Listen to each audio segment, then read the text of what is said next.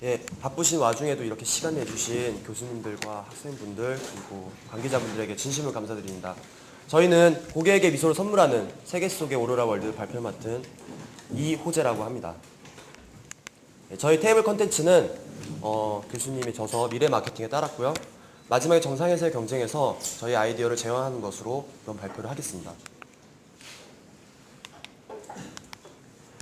인생은 누가 더 위대한 이야기를 가지고 있냐의 싸움이다. 톰 피터스가 이렇게 말씀하셨습니다. 대한민국에는 세계 속에 자신의 이야기를 써내는 위대한 브랜드들이 많이 있습니다. 하지만 알려지지 않은 위대한 브랜드 역시 많이 존재하고 있죠.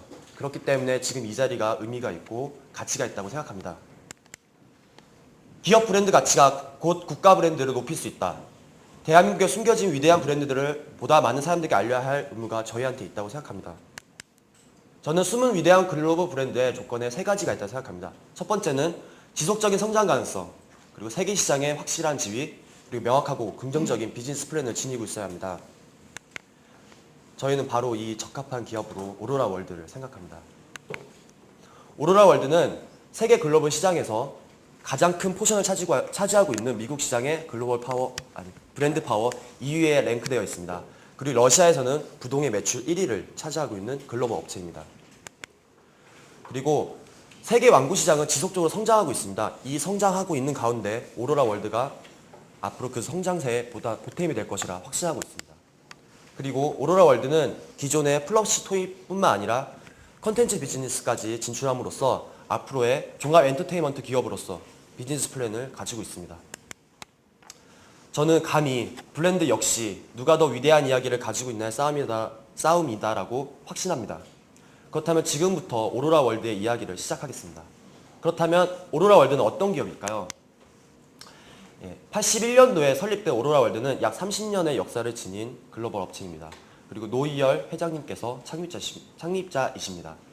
오로라 월드는 크게 네 가지의 특징을 가지고 있습니다. 첫 번째는 캐릭터 디자인과 플러시 토이, 저희 봉제 인형이죠. 거기에 특화되어 있는 기업입니다.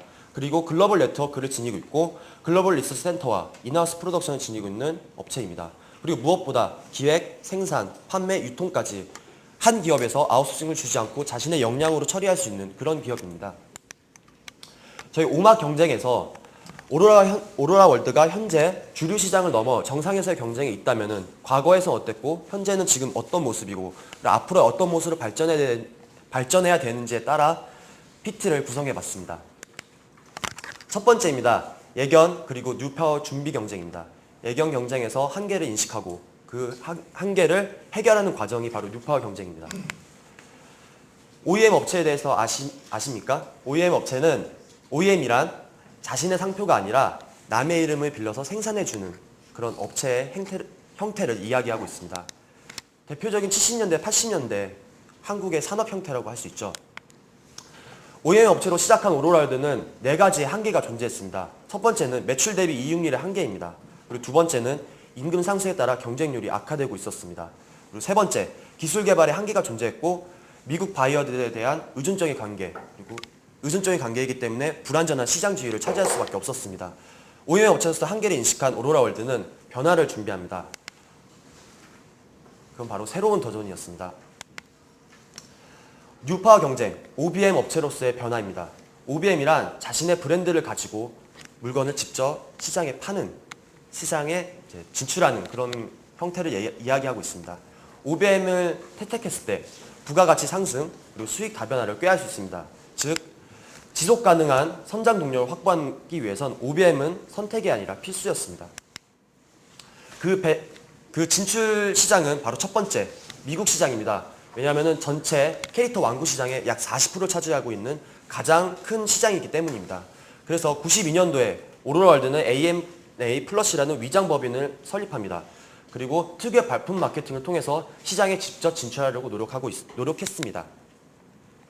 하지만 이미 미국에서는 유통망이 이미 40% 이상이 현지 디스트리뷰터에 의해서 통제되어 있기 때문에 오로라 월드가 비집고 들어갈 그런 틈새 시장은 없었습니다. 그렇기 때문에 현지 디스트리뷰터를 통한 간접 수출 방식으로 우회적으로 미국 시장에 진출하게 됩니다. 그리고 앞으로 발생될 폭발적인 판매의 대비하기 위해서 90년대 중국 칭다오 생산기지, 인도네시아의 생산기지를 설립함으로써 기획과 생산, 판매를 잇는 원스톱 솔루션의 기틀을 마련했습니다. 다음 초기 경쟁입니다. 차별화된 강점을 가지고 시장에 진출하는 단계입니다. 오로라 월드의 가장 큰 강점은 바로 디자인입니다. 여러분 모두 아시겠지만 인형에 원래 솜이 들어가지 않습니까? 근데 이제 안에 콩이 들어가는 그런 되게 재밌는 발상으로 통해서 미국 시장에서 성공적으로 진출하게 됩니다. 이런 성공적인 오로라 월드의 행보에 기존에 갑에 위치해 있었던 미국 바이어들의 OEM 주문을 철회하게 됩니다. 이렇게 철회했을 땐 그들의 자금이 묶이게 되는 상황이 발생할 수밖에 없죠. 그리고 법정 분쟁 등 디자인 저작권에 대해서 오로라 월드의 견제가 시작됩니다. 미국 시장 진출 이후 바로 최대의 위기를 맞고 있는 상황이 바로 초기 시장 경쟁 상태입니다. 조직이 발전하기 위해서는 약점보다 강점에 집중해야 됩니다. 오로라 월드의 강점은 바로 디자인입니다. 이 오로라 클래식을 통해서 오로라 월드는 미국 시장에서 자리를 잡게 됩니다. 구매력이 높은 10대를 대상으로 해서 의인화된 인형이 아니라 그냥 말 그대로 동물을 묘사한 그런 인형으로서 차별화된 제품을 통해 위기를 극복하게 됩니다. 세 번째, 주류 시장입니다. 주류 시장에서는 세계를 향해 뻗어나가는 오로라 월드의 글로벌 도전기를 도전기를 다루고 있습니다. 죄송합니다. 캐릭터 완구 시장은 생산자 중심에서 소비자 중심으로 변화하였습니다. 즉 시장에 대한 소비자 중심의 시장 대처 능력이 필요합니다. 그렇기 때문에 오로라 월드는 로우엔드, 미드엔드, 하이엔드로 세 가지 전략으로 나눠서 세분화된 전략을 수립할 수 있었습니다. 그리고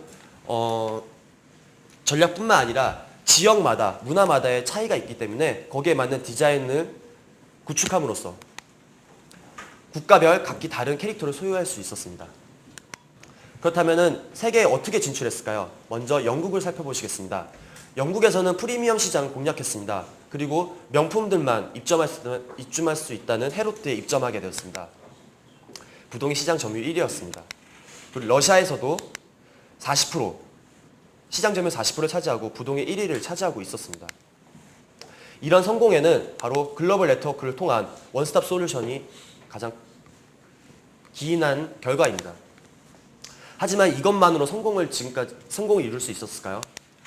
9.11 테러가 터졌을 때 그들을 지켜준 영웅들을 기리기 위해서 아메리칸 히어로즈와 수호천사 캐터필러를 출시하였습니다. 즉 소비자의 감성까지 치유할 수 있는 데 소홀히 하지 않았던 오로라 월드였습니다.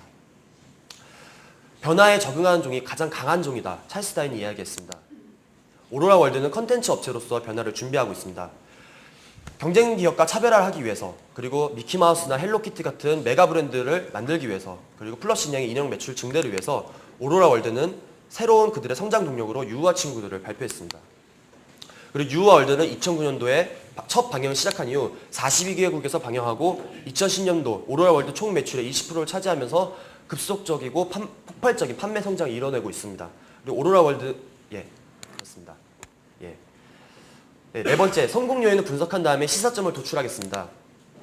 오로라 월드의 성공은 크게 세 가지로 나눌 수 있습니다. 디자인 리더십, 브랜드 파워, 그리고 글로벌 네트워크입니다.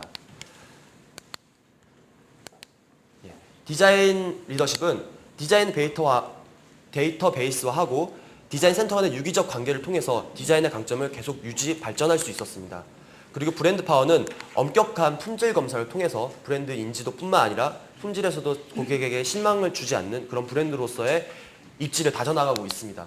그리고 앞서 말씀드렸다시피 세계적인 글로벌 네트워크를 구축함으로써 원스톱 솔루션을 구축할 수 있었습니다. 마지막으로 정상에서의 경쟁입니다. 종합 컨텐츠 기업으로서의 진화 전략, 이것이 바로 오로라 월드의 미래입니다. 단순히 장난감을 만드는 회사가 아니라 콘텐츠를 창조하는 회사로 거듭나는 것이 30주년을 맞은 오로라 월드의 목표라고 CEO 홍기선 대표님께서 말씀하셨습니다. 이미 성숙기에 들어선 캐릭터 완구 시장, 그리고 산업의 특성상 미투 제품이 쉽게 만들어지기 때문에 그렇기 때문에 새로운 수익 창출과 캐릭터의 생명력을 가질 수 있는 콘텐츠 비즈니스로의 진출이 시급한 상황이었습니다. 저희는 1, 2, 3로 나눠봤습니다. 첫 번째, 논미디어 시장에서 인지도를 확보하고, 두 번째, 유아 콘텐츠 시장에 집중, 그리고 세 번째, 브랜드 확장을 통한 매출 극대화. 이렇게 세 가지 스텝으로 나눠봤습니다. 첫 번째, 논미디어 캐릭터 시장 내 인지도 확보입니다. 바로 미디어 시장으로 들어갔을 때는 저희의 경쟁자는 BBC와 워너브라더스, 월트 디즈니 같은 자본력을 가지고 유통망을 가지고 있고 컨텐츠 역량을 지닌 바로 그런 기업입니다. 오로라 월드는 그런 기업과 아직 상대하기에는 컨텐츠 분야에 아직 첫 발을 내딛는 상태이기 때문에 먼저 강점을 보일 수 있는 논미디어 시장, 즉 캐릭터 시장에서 먼저 인지도를 확보한 뒤 컨텐츠를 모색하는 겁니다. 설명이 좀 어려우니까 쉽게 설명해 드릴게요. 미키마우스처럼 애니메이션을 먼저 만들어서 인형을 만드는 것이 아니라 헬로키티처럼 먼저 이쁘고 매력적인 캐릭터를 만든 다음에 시장에서 인지도를 확보한 뒤 컨텐츠로 가는 방향을 말씀드리는 겁니다. 그리고 유아 컨텐츠 시장에 집중해야 됩니다. 왜? 첫 번째, 가정소득과 수준과 관계없이 모든 가정에서 소비되고 있습니다. 그리고 4세에서 6세는 문화적으로, 국가적으로 차이가 거의 없습니다. 한 국가에서 성공할 수 있으면 다른 국가에서도 성공할 수 있다는 겁니다. 선진국과 신흥국 사이에 증가하는 유아 인구도 매력적인 요소입니다. 무차별적 유아 컨텐츠와 증가하는 유아 인구, 우리가 꼭 잡아야 될 타겟입니다. 그리고 마지막으로 브랜드 확장을 통한 매출 극대화입니다. 세계적인 브랜드 석학 케빈 앤 켈러는 엔터테인먼트 산업에서 브랜딩이 특히 중요하다. 왜냐하면 경험제이기 때문이라고 얘기했습니다. 경험제이기 때문에 한번 만족했던 고객은 다시 한번 그 제품을 구매할 수 있겠죠. 그렇기 때문에 브랜드 라인 확장을 통해서 매출을 극대화해야 됩니다. 신규 시장 진출에 용이하고 그리고 런칭 시간과 비용을 절감할 수 있기 때문입니다. 그리고 마지막으로 훌륭한 브랜드 확장은 모브랜드의 브랜드 아이덴티티까지 강화할 수 있습니다. 하지만 기존의 아이덴티티를 희석하지 않는 범위 내에서 라인 확장이 굉장히 중요하다고 생각합니다. 예.